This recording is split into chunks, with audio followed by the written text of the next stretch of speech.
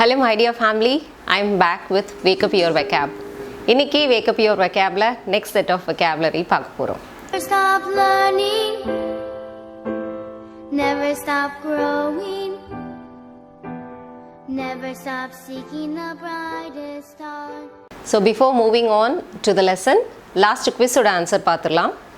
Last குவிஸ்ல இந்த தலையில சுழி அப்படின்னு சொல்லுவோம் இல்லையா, அந்த ரெட்டை சுழி, அந்த சுழி அப்படின்றதுக்கு இங்கிலீஷில் என்ன சொல்கிறது அப்படின்னு சொல்லி கேட்டிருந்தேன். The right answer is cowlick. Cowlick. So double cowlick அப்படின்னு சொல்லலாம். ரெட்டை சுழி அப்படின்னா என்ன சொல்லலாம்? டபுள் கவுலிக் அப்படின்னு சொல்லலாம். Cowlick it's a single word, space விடாமல் எழுதணும். ஓகே, இப்போ நம்ம லெசனுக்குள்ளே போகலாம். இன்றைக்கி நம்ம என்ன பார்க்க போகிறோம் அப்படின்னா, இன்றைக்கி செட் ஆஃப் vocabularyல ஒரே வார்த்தைக்கு டிஃப்ரெண்ட் மீனிங் இருக்கும் இல்லையா, ஸோ அந்த மாதிரி வேர்ட்ஸ் தான் நம்ம இன்றைக்கி பார்க்க போகிறோம். Number 1 is well. WELL, well.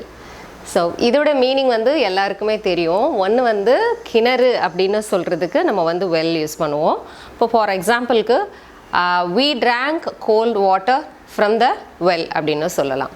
we drank cold water from the well அப்படின்னா நாங்கள் கிணத்து தண்ணீரை குடித்தோம், அந்த குளிர்ந்த கிணத்து தண்ணீரை நாங்கள் குடித்தோம் அப்படின்றதான் இந்த சென்டென்ஸோட மீனிங். வெல்க்கு இன்னொரு மீனிங் என்ன சொல்லுவோம் அப்படின்னா, நலம் அப்படின்ற மீனிங் வரும்.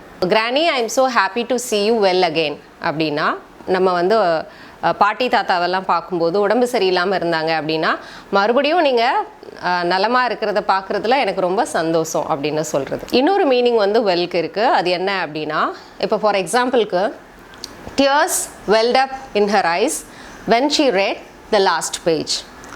ஒரு கதை படிச்சிட்ருக்குறாங்க அப்படின்னா, அந்த கதையில் கடைசி பக்கம் படிக்கும்போது, கிளைமேக்ஸ் படிக்கும்போது என்னோடய கண்களில் இருந்து கண்ணீர் சிந்தியது அப்படின்னு சொல்லுவோம் இல்லையா, ஸோ வழிந்து ஓடியது. ஸோ இந்த மாதிரி சொல்கிறதுக்கு இந்த வெல் அப்படின்றத நம்ம வேர்பாக யூஸ் பண்ணுவோம்.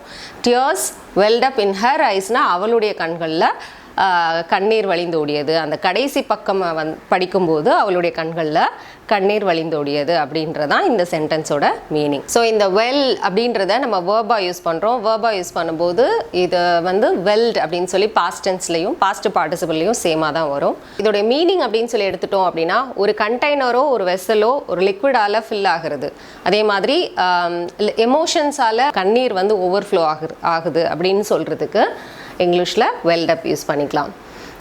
So tears welled up in her eyes அப்படின்னு சொல்லலாம். அதே மாதிரி drainage ditches welled up across the city due to rain அப்படின்னு சொல்லலாம். மழையினால் அந்த ட்ரைனேஜ் டிச்சஸ்லாம் நிரம்பி ஓடிச்சு அப்படின்றது தான் இந்த சென்டென்ஸோட meaning. So number 2 in our list is nail. Nail அப்படின்றதும் உங்களுக்கு தெரிஞ்சிருக்கும் ஆல்ரெடி. ஃபர்ஸ்ட் நெயில் எடுத்துட்டோம் அப்படின்னா நம்மளுடைய நகத்தை குறிப்பிடுறது. இப்போ ஃபார் எக்ஸாம்பிளுக்கு my nails are painted red. என்னுடைய நெயில்ஸ்க்கு நான் ரெட் கலர் பாலிஷ் பண்ணியிருக்கிறேன் அப்படின்றதான் இதோடைய meaning. Number 2, he hammered the nail into the wall அப்படின்னு சொல்லலாம். அவன் அந்த ஆணியை சுவரில் அரைந்தான் அப்படின்றத. ஹேமர்னா சுத்தியல் வச்சு அரைகிறது. So he hammered the nail into the wall அப்படின்னு சொல்லலாம். The third one is you nailed it. That means you did it successfully அப்படின்றது தான்.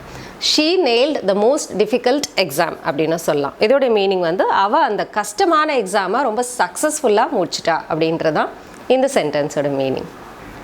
Number 3 in our list is room. Room அப்படின்னா ரூமுக்கு அறை அப்படின்ற மீனிங் இருக்குது அப்படின்றது எல்லாருக்கும் தெரியும். அதாவது லிவிங் ரூம், பெட்ரூம், ஸோ இந்த மாதிரி சொல்லுவோம் இல்லையா, இதோடைய மீனிங் அறை அப்படின்ற மீனிங் வரும். ஸோ இது தவிர்த்து நம்ம ரூமுக்கு என்ன மீனிங் வரும் அப்படின்னா, ஒன்று ஸ்பேஸ் அப்படின்ற மீனிங் வரும்.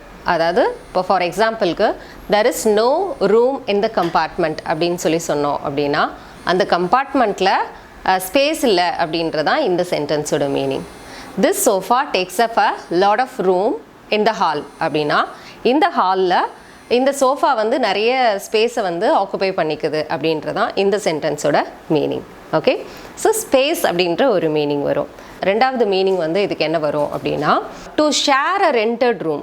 ஒரு ரெண்டட் ரூமை ஷேர் பண்ணிக்கிறது. வேர்பாவும் நம்ம இந்த ரூமை நம்ம யூஸ் பண்ணிக்கலாம். இப்போ ஃபார் எக்ஸாம்பிளுக்கு தே ரூம்டு டுகெதர் ஃபார் 2 years அப்படின்னு சொல்லலாம். அவங்க 2 வருஷம் ஒரு அறையை பகிர்ந்துக்கிட்டாங்க, ஷேர் பண்ணிக்கிட்டாங்க அப்படின்றதான் இந்த சென்டென்ஸோட meaning. Okay, and third meaning அப்படின்னு சொல்லி பார்த்தோம் அப்படின்னா, இப்போ யாராவது ஒரு ஸ்டூடெண்ட் வந்து எக்ஸாம் எழுதியிருக்கிறாங்க.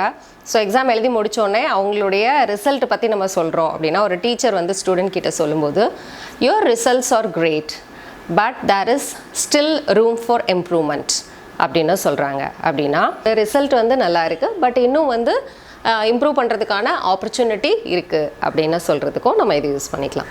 Okay, now it's time for your quiz.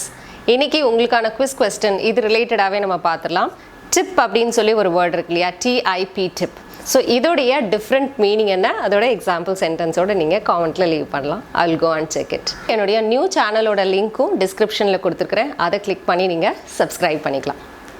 Thank you so much for clicking this video. I'll meet you soon with another interesting lesson in the next video. Till then, you take care. It's bye from Malar. See you. Bye-bye.